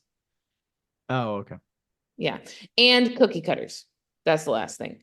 I have like 5 sets of cookie cutters that people share. It's great. So, yeah, I mean, Yeah, there's so like they a just lot of work with a stuff. limited amount of clay. It's just like, hey, this is what you got to work with. Yeah. And if they need more, I'll give them more, but they never need more. So, Yeah. you know, and but yeah, I mean, like it's pretty self-explanatory. I think that if I had a group of 20, I would roll out the slabs as thin as they need to be because that's where everything goes wrong is that Yeah. people, Start out with exactly what they need and then leave it to yeah, them to just cut what they want. yeah. Or But like, I don't see why the pinch pot, why you couldn't just give them a ball of clay that's big enough to make it without a coil. Because I like when you just start with a pound and a quarter or something instead of half a pound, or start I don't with a know, it's pound kind of, and I do you feel just show like them how to do a pinch pot, or is a pinch pot too complex that I do some feel people like don't get making it? a pinch pot tall is kind of difficult, you know? Yeah. Like, It just depends on how wide you're kind of starting it. Because mm-hmm, I guess people generally kind of pinch it outward, so it's kind of like a mm-hmm. bowl. So you could be Yeah, like, you can make a bowl, or you can make a cylinder. yeah, yeah. Also, if you were doing a workshop between now and Christmas, ornaments are fucking it, man. Well, this will go out near Thanksgiving time, so Yeah, but anyway, it's easy pretty late peasy. for that. Ornaments are like easy, easy peasy. But it sounds like Also, seasonal workshops are probably a good idea to get people yeah. interested, and especially I mean in the Also, winter for sure. oh yeah. Name tags are essential. Name tags are essential. Melissa and Eric always have a photo release form that people sign. And We had that at Baker Hunt, yeah. yeah, If any so photos were taken with them, they would confirm that they're fine with it being posted on yeah. social media or website or whatever. I've thought about doing that, but I really don't take pictures of people, so I'm really bad at it. And like Melissa can do that because she's a mom and she can do like 15 things at once. I can't. So, Yeah, that feels like a formality that you wouldn't really think of until after the fact, and you're like, shit, I should have. yeah. Yeah, for sure. Um, Okay, yeah, so you got the charge. So if it's the pinch pot one, do you think 85 is still I think that's too expensive. So I would personally, I think it's too expensive. I'd probably go less than 55 for okay? a pinch pot. So let's say 50 Because bucks, and would you max it at 20 feels like a lot. What would you do for your first workshop you do with this Like, I feel like 10 would be reasonable. Like, 10 even would that be feels a little reasonable bit for a big. workshop, first workshop, but I mean 20 is actually kind of fun. Um, yeah, I mean like it depends on if you're good at teaching or not, and if you have like experience teaching, like Melissa can do 20, like the first workshop she had me, she's like, you have 24. And I'm like, what the fuck? And then she just left. And so it was just me with all these people. And I was like, oh my God, I'm gonna die. Because you And had that was 20 last year. for jewelry, right? Yeah, that was last year for the jewelry. And I was like, Wow. I'm literally gonna die. Like, I'm not a superhuman, okay? That was also the I, first time you'd done that workshop, right? yeah, Like yeah, in for sure. person. Yeah, it was That's rough. a lot. Um, and now I could do it. Now I could do it easily, but the first time, yeah, definitely get your bearings for sure. Yeah, I think something like that when I get it. It was probably a general inquiry somebody asked you about. We'd love to have you. Oh, I'm a Yeah, potter. Do you do workshops? Oh, do you teach? Like, oh, you should do one here. And then you're yeah. thinking about it and you're like, okay, what are the logistics I need to figure out? So I would, There's a lot of logistics. if you I've think spent it's a like, legitimate, like, long-term thing that you'd like to do more of, I think starting small and building momentum, like knocking out of I the park agree. early on to give you confidence as well as make the experience enjoyable and leave room for things to get messed up and you can adjust from it because you don't have a crazy number of people that are relying on you and Yeah. don't promise an hour and it be an hour and a half. Like be flexible with give me a little more time that I can work with, but you know, Yeah. like And setting those the guardrails. first workshop you should do is with your friends and family, and especially any family that might be over the age of 55, because that will give you a very good um eye-opening experience to what that's like. So, because this is not me being ageist, I'm just saying that people that are 55 learn very different than people that are 17, and it's just the facts of life. E- 55-year-olds Even if you're at a have, bar and they're 21, I mean, regardless, yeah, it's still 55-year-olds have had a lot of life, and there's a lot more stuff in your brain than a 17-year-old is. So it's just harder to learn as you get older. That I think that's actually scientifically proven. So, um, people always get mad at me because they're like, "Are you calling me old?" And I'm like, "No, I'm just saying it's different." So, I just yeah. like the last workshop, 2 workshops ago, there was a 17-year-old and there was somebody that was much, much older. And there was well, I'll tell you which one listened, and it was the 17-year-old. Well, She I was would the, guess there's also a level of engagement that it depends on who it is. If you're yeah, too young, you probably will tune out and you won't really listen as well, right? yeah. And well, yeah, for the most You're part. you're not And entertained enough to pay attention. yeah, but I mean, like the older people, they're cleaner. Like that 17-year-old, she didn't clean up for shit. But Well, there like you go. You there's got your pros and pluses and cons to everybody, minuses. right? Yeah. Yeah, so just keep that in mind. Yeah, do and you know what? If you are really do want to do these types of workshops, you should do them, like I think you should do it at this bar, right? Or I'm sure it's already happened, but doing Well, at the bar is a no, great she idea. she just asked about it like 2 weeks ago, maybe, or a week ago. Okay, did we respond to her? Did I respond to her? I did not. I left it on red because I was like, maybe Becca has some feedback, but Are you sure I I didn't think respond to her? I don't think so. I think she asked Oh, about it like a week ago, so it wasn't very long. okay. Um, anyway, Yeah, you left it unread. I It was wonder a why. week ago. I replied to her and told her we added it to the thing and we were going to talk about it tonight. Um, Oh, I replied to her a couple days ago, but okay. Anyway, if you really want to do workshops, a great way to start is to gather up a bunch of your mom's friends or your daughter's friends or whatever and do a pampered chef party situation where they just come over, you eat some food, you do a paint and sip type of situation, and and then the first one is like the people you know, so they'll be the worst people to teach, guarantee it, because they all love you and they're all over the place. yeah, they're Um, probably not paying attention too much. They just think it's a girls' night out and they're just partying.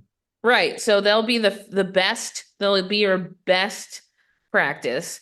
And There's no time and limit on that. You try to do, see what works and yeah. what people are catching on to, what they're not. Yeah, and like provide some snacks and tell them to bring their own alcohol and boom, you got a night. And then and then see it and go from there, like say, hey, I make a whole MLM out of it and just just start having parties.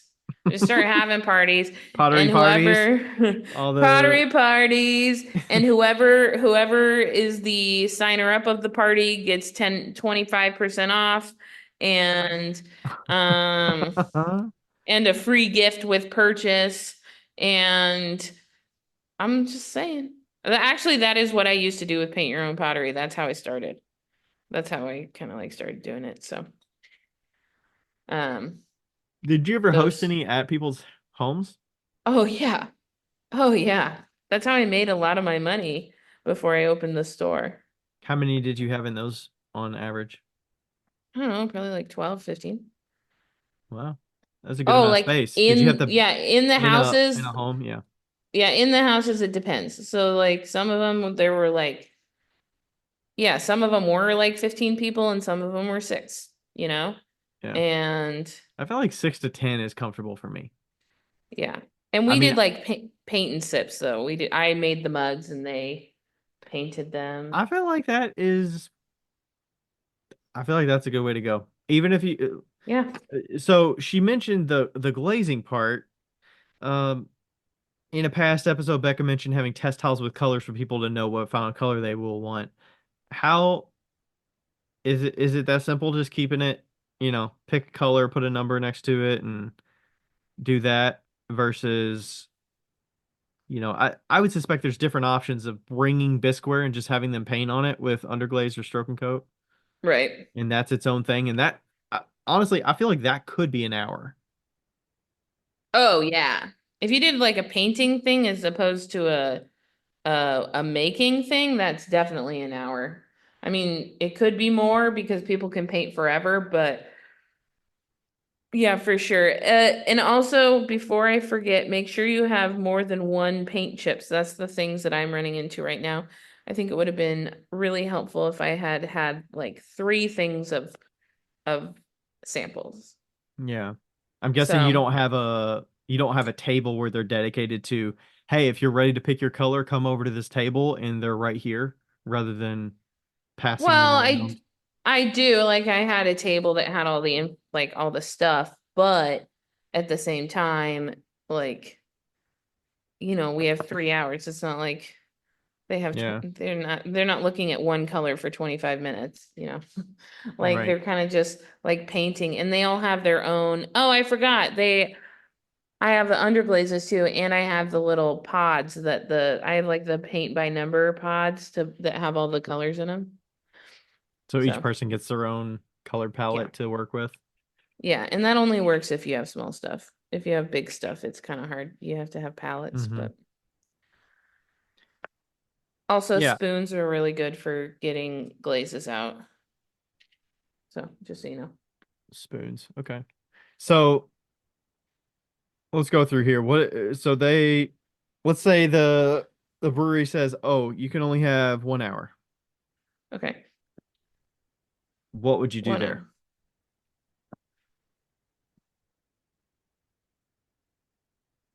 If you only had 1 hour, I would probably do 3 to 5 small pinch pots. that they designate for like salt and like mise en place bowls. Maybe like stacking ones too. You could do like a bigger one, medium, and then a smaller one. That's what I would do. So 3 little ones. Each person Yeah, can get skip the 3. coils altogether. Skip the coils altogether. You won't need them. Okay. Each person gets a pound of clay, maybe? Pounds weight. Yeah, I mean a pound's a lot. They could probably make 5 to 6 out of that. So Maybe half a pound? yeah.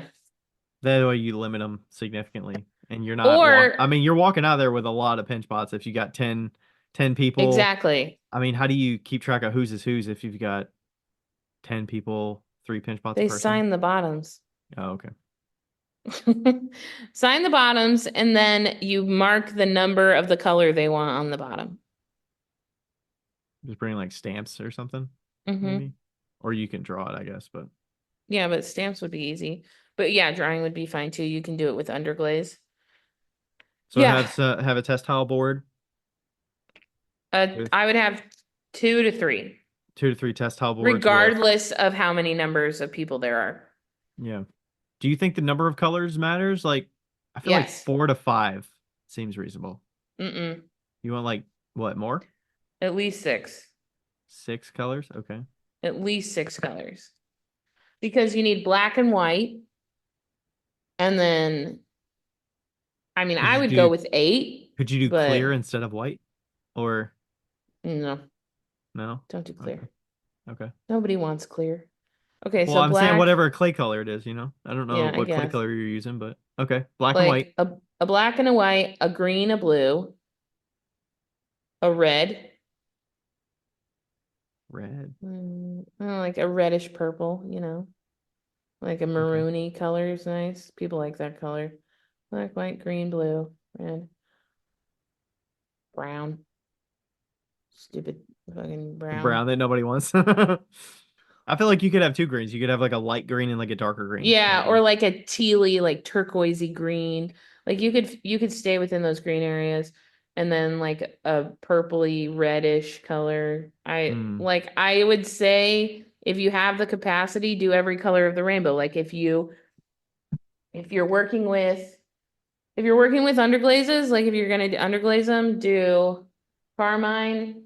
Like if you're gonna do speedball, do carmine, yellow, or carmine orange, carmine burnt orange, yellow, no, saffron, um, aqua, emerald, no, aqua pine, royal blue, and amethyst, and then black and white. I feel like people would use like a pink or something. Oh yeah, and pink's great too.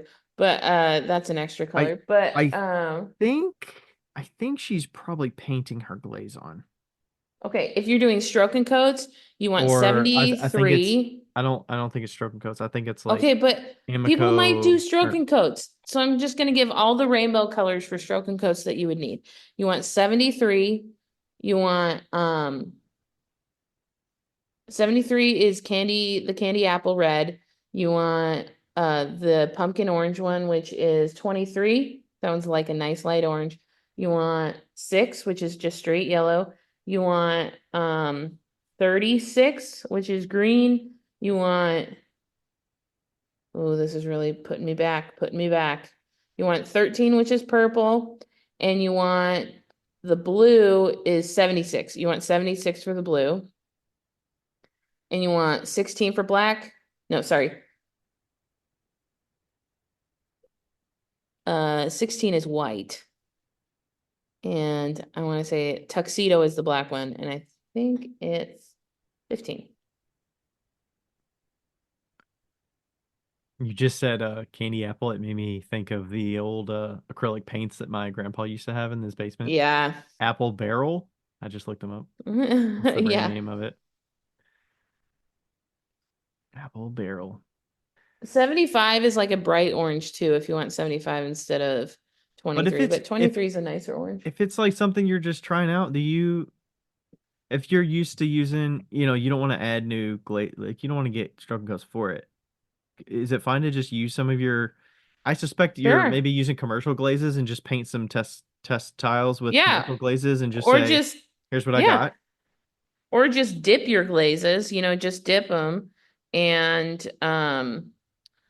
dip them and then you've got and do little like do the actual pinch pots that they're going to make and dip them in all of the samples that you want to do.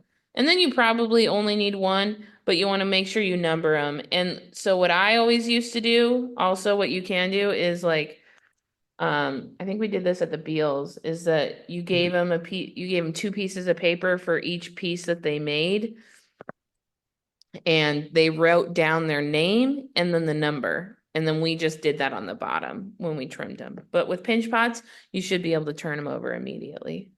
Okay. Yeah, and if they're little bitty pinch pots, you can just dip those things and just wipe the bottoms. Like that's Yeah, easy just get peasy. a carpet. Yeah, so Okay. easy. What if But also they waxing them would be easy too. what if they're willing to go an hour and a half? Would you stick to kind of your original plan? Would you adjust it?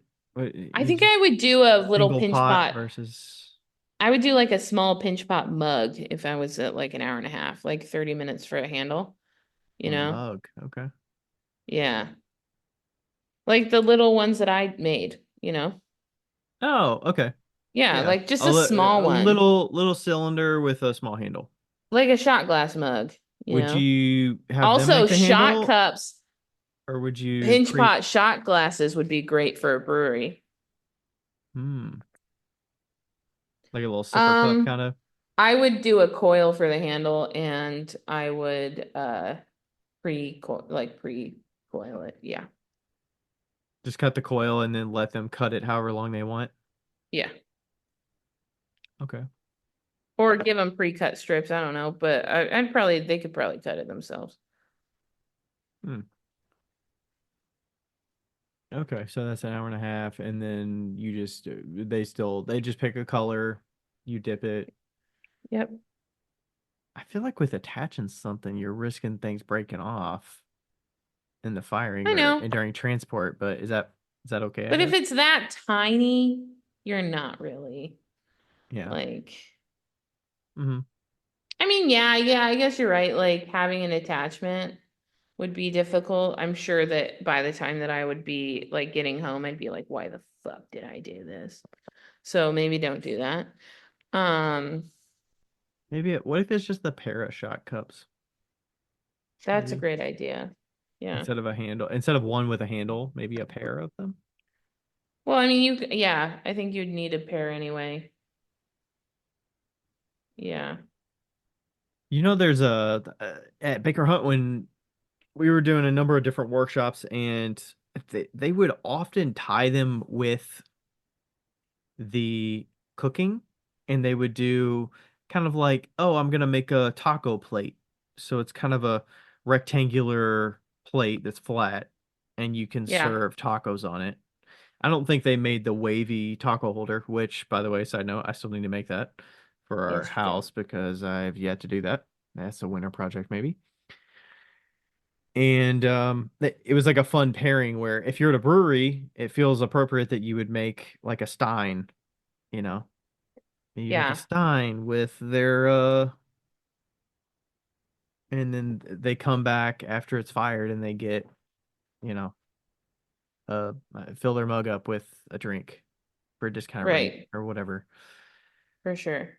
Um, something fun like that that's kind of related to where you're doing it at. So it's not just, oh, we're making pinch pots that don't relate at all to breweries, but I don't know. Right. But alcohol relates to breweries, so that's why I said like Yeah, shot cup. shot cups. But yes, you're right. We the only comparable thing that I've done to this would be like date nights at Baker Hunt when I was teaching those we used to have them at 2 hours. We moved it to 2.5 hours. Is a little tight with 2 hours. I think we had 8 to 10 people. We changed it from 2 hours to 2.5 because they were throwing. So we were all throwing bowls and we ended up with 2 bowls per person. But they changed some of the expectations where they didn't want They didn't want me to set aside all the bowls on bats at the end of the night and put the like signs on them, and then we leave the trimming and everything to either me coming back the next day or a couple days later and trimming and finishing them for them, or the studio tech doing that. So they were like, we want them to finish the both bowls by the time they leave at the end of the night Damn. in 2 hours. And obviously it could get cut down to one, and that could be more reasonable in 2 hours. But I was basically running back and forth from the drying rack where we had box fans sitting on top and just blasting those pots. That's So like the they would worst situation you can have. so and with a new thrower, like a lot of times they use more water than they need, so it's not a cleanly thrown pot.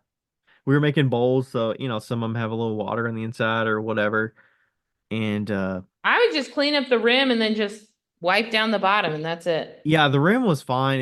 It's usually when they undercut it that there's sometimes some excess clay, Yeah. like a skirt around the bottom. But anyways, we had them cut it, and then they would take the pot off and put it on a bat, and I would run the bat back to the not run it, but it would just be in the next room over, and I would put it under the fan, blast it, and then just continually do that as people would finish their pots. And you know, near the last, I think usually we went to 30 minutes before we were done, we would start cleanup. And also we were not cleaning up for them. Sorry, we were not having them clean up in that 2 hours. The early on when I was doing it, and I would just go back and clean up after everybody, which kind of My sucked. Like God. I shouldn't have done that. But Yeah, we also started, when we hit the 2 hour mark, we say, all right, we're cleaning up at 2 hours in. And then we had the last 30 minutes, and we kind of, it takes people a lot of time. There's one sink to clean up in.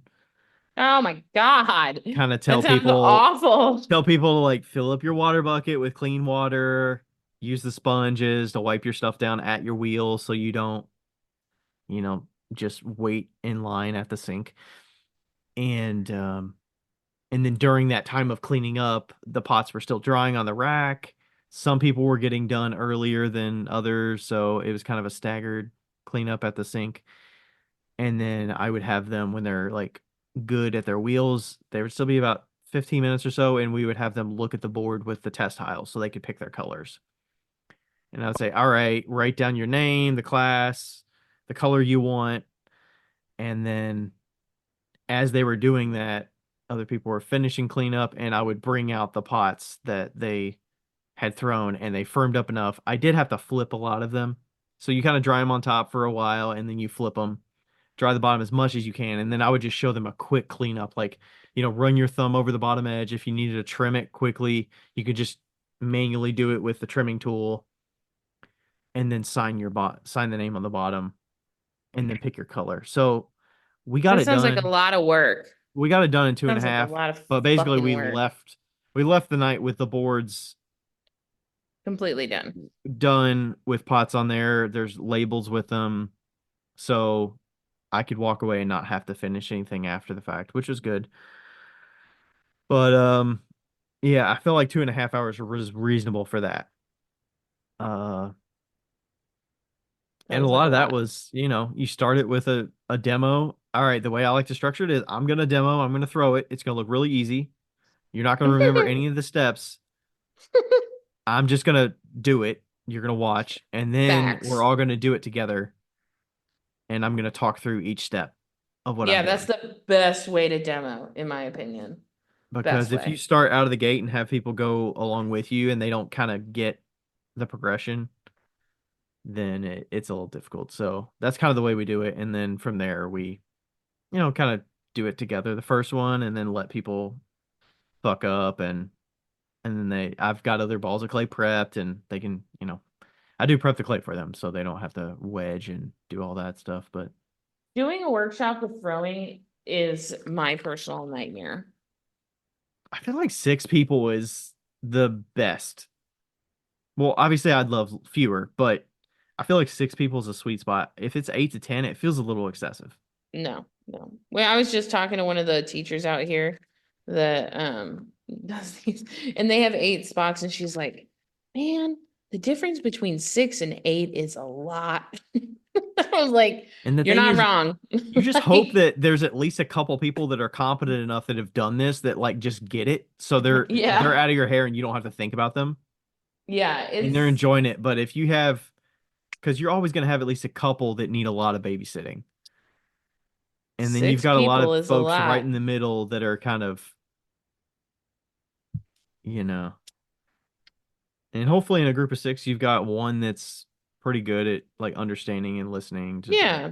and following along and being, And then hopefully you have one person that's like doesn't give a shit. And if it comes out shitty, it's totally fine. Like yeah, I they're love just there those. for the I experience. love And those people. yeah, we always had some folks like that in the classes, but yeah, Yeah. they were, and for those they would charge $90 a person to do those Okay. date nights. It's a lot. Yeah, they used to have the date night as a couple, and they would do it where they would provide. It was kind of during COVID. They had appetizers with alcohol or soda, and they would provide that on the side. So you get there and you get Hmm. alcohol and you paid $180 a couple. So it's Yeah. still $90. I was like, damn, that is expensive. That is expensive. But I mean, you're getting the snack and the experience and Yeah. all that. And at the end of the day, we were like, hey, like they're here for the experience. So having them take away more than a couple pieces is not really necessary. But, you know, even two felt like a lot sometimes because a lot of folks, if they're just doing whatever and fucking around, like having them come away with one solid piece felt like a monumental task a lot of times. That does feel like a monumental task. But I mean when you're like, oh, they're just enjoying themselves. Like and a lot of them if they come as a couple, like one of them might not want to be there and they're just willing to be there because, they were asked to be. But, they're trying it for the sake of going out and being on the date, but it's not something that they would have chosen on their own. Yeah, for sure. I'm considering doing a small two-person throwing next year. I think that might be a goal for me next year is to do, Yeah. and I'm gonna call it cocktails and clay. Fun. And we're gonna do two-person wheel throwing, kind of date night style, on the patio under the string lights. And then we'll serve, maybe Rachel will serve from the bar, and we'll have a little menu, and people can pick a drink off the menu. I We'll love make a drink that. with it. They can get that, and then And then hot tub time at the end. I'm no, kidding. no. And we'll do it kind of similar to what we were doing at Baker Hunt, but I think that's a goal for next year. That'd be great. Do we have anything Yeah. else to talk Are there about? Or are there if somebody was interested in doing something like this, where do you think they should reach out? Like are breweries a good place? Would you reach out to other small businesses? Like what is there anything off limits of who you wouldn't reach out to? Like local Facebook groups, like, yeah, I don't think, yeah, and small businesses, I think it's great. Like little mom and pop shops, like stores. Also, I forgot to mention that sometimes you shit. sometimes you have to bring your own kiln to these workshops because it's important that they get like done. Like I am extremely lucky to have my L&L plug-in fire and I can set it up and fire it up and have and be done the next day and in and out. Boom, boom, boom. Good point. City House Clay did ask if you're doing a workshop and you are the instructor and provide everything, what else do you need? Yeah, I mean, like you do need a kiln. Whether it, I would highly, highly, highly strongly discourage somebody from doing a workshop if you are in a community kiln like situation. Oh, I don't even know that they would want to do that for it. Like, Yeah, plus Right. you're paying, how much are you paying to rent that kiln space for a workshop that you Exactly. taught? Yeah, and so you definitely need your own kiln. Funny you ask. We have a perfect company that would be have a perfect kiln for this situation. And that kiln is the Plug and Fire by L&L. And uh hey, actually, cool story. I just went to L&L and got to see their facility, and it's so freaking cool. And they gave me some casters so that Mm. the kiln can start rolling. And let me tell you, it has made my life 25 billion times easier. And I love it because I like set up the kiln in the wrong room. And then I texted Jen and I was like, where should I put this? She goes, how about you put it in the back? And all I had to do was roll it on back there. And lifesaver, lifesaver. Sweet. Uh, yeah, and they're like pressure set, so when I pick up the kiln and move it again, they'll just come right off, which is the coolest. So, If they're they anything like the casters I have on the new kiln that I got from Illinois, they're pretty smooth. I mean, they have the locking mechanism too. I don't know if oh, those lock, but they be smooth. They're it's tiny, but it's they pretty be smooth. smooth. Yeah. Yeah, and yeah, they have the stand. They have the new tall stand. I felt it in the studio. I thought it was going to be just a smidge flimsy. That motherfucker is sturdy as fuck. It is like sturdy. And then you can just hang the control box from the stand. And then they have the casters, and then they also have a wall mount for the control box. Yeah. So, Did you see them constructing any? You saw the stand and stuff, but did you see them constructing any of the plug-in wires when you were there? yeah, I did. And Sweet. yeah, they have this like one guy that's like the plug and fire. He has a little desk because he doesn't need like a big That's station, probably pretty sweet because the desk doesn't have Yeah. to be super massive to make these. I'm Yeah. guessing they're making them one at a time, or maybe they're Yeah. assembly They lining it a said little that, bit, and I but mean, like, it's been a huge hit. They're like trying to catch up because that's great. yeah. And they even, were telling me that there's this one guy that's fired his kiln 70 plus times. And Shit. yeah, and he already needs new elements. And I'm like, that's impressive. And it's his like I looked him up on Instagram and it's his like primary kiln and he's doing a great job. So Is he just making tiny stuff that he fire, I or is don't he just test no, tiling, or no, he's just making regular stuff that can fit in it. So I mean it's 8 by 8 by 9, so you can fit some stuff in there. sweet? Yeah. Yep. All right, where do you find all that information if you'd like to look into it? Hotkills.com. .com. .com. By the way, I looked up the episode where we were talking about those mobile studios, the trailer situation and all that.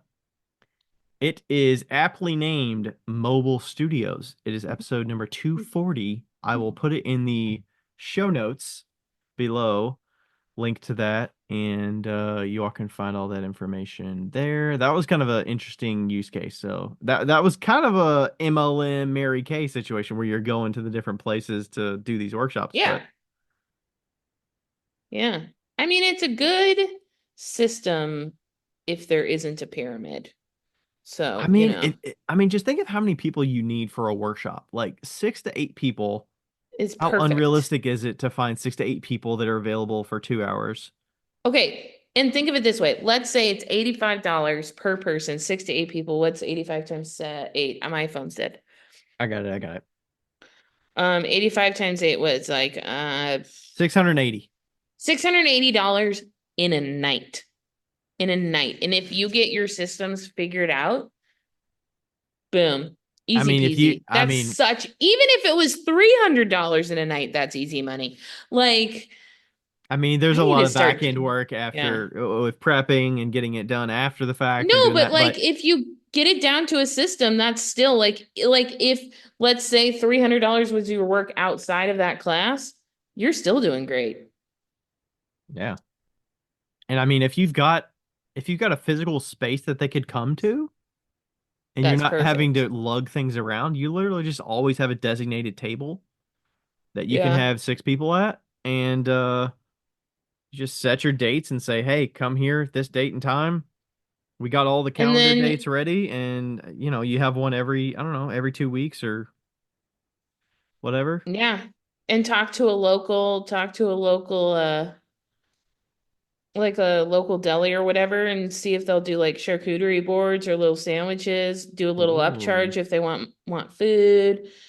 Maybe you BYOB. can offer them a workshop or something. Yeah. Well, no, you pay them. Oh, you just pay them for the charcuterie board stuff, you mean? Yeah. Just take it off the top of what you're Like, gonna make. well, yeah, and like the charcuterie, you wouldn't even have to really make any money off charcuterie, like unless you had to go pick it up. So like what, I'll charge them $10 from what they actually are and then add it to it. It's just like a sweet little deal. Oh, add on. I thought you meant just buy the Yeah. charcuterie board as like something included with your. No, just having it as an add-on, like, hey, would you like to have charcuterie? Or if you want to, you can bring your own food, you know? Yeah, definitely. I would, BYOB for like, I don't know. I would just say liability and like not do anything you shouldn't be doing. But Yeah, for sure. 100%. I mean, if you're doing it at a Um, brewery, I feel like I've seen folks do them at obviously people's houses is easy peasy. yeah. Also, if you do it in the morning, get cinnamon rolls. Just saying. Cinnamon rolls, donuts, Hmm. Cinnamon rolls. Okay. cinnamon rolls. Do we have anything else to talk about? It is 12:22. Yeah. I don't think so. I think those were good, So timely much. topic to be brought up. It was Thanks. very good and very timely. Yeah, thanks for all y'all's questions. We've added them to the list. We got a number of Yep. them. Some of them are going to be actual topics. Some of them are going to be short questions. So we'll Yeah. pick and choose. We might have to call upon some other folks for some of them, which is fine. And Yep. yeah, hope y'all have a great week. We'll give you some updates on the cat situation once we have a little more to share. I'll give you an update if Lloyd's killed mine. So, yeah. Or me. Me or the cat. If Like you've it could if be you've either. killed Lloyd, I don't think I would kill Lloyd, but I'm pretty positive he would kill me in my sleep. So, he'd be like, "You brought this intruder." it's so sad. It's so sad, Ryan. He'll be like, "Meow, meow," and then he like smells something and he switches and he's like, and then he swats at me and then he'll go back and he'll be like, meow, meow. And it's like the most pathetic little meow. It's like, oh, buddy. Yeah. You know what? Oh, buddy. I did not hear many of the cats meow at all when we were in there tonight. I'm curious if old Bobby's gonna meow or not. Is a talker? Yeah, or Old hiss. Bobby. I love the name. Okay, I gotta go. We gotta go. All right. Okay. Good night, everybody. All Thanks right. everybody for Night. listening. Bye. Bye. Hey, everybody. Thanks for listening to another episode of Wheel Talk. This podcast is made possible through the contributions of all of our listeners who always ask us great questions, leave us reviews, and contact with us through social media. Thanks to all the fellow makers as well who take time to be interviewed and share about their lives and businesses. And thank you to Ashley from Boldover Ceramics and Lindy from Lindy Garner Ceramics for their assistance on the Whale Talk Podcast Instagram. You are invaluable. Thank you to everybody.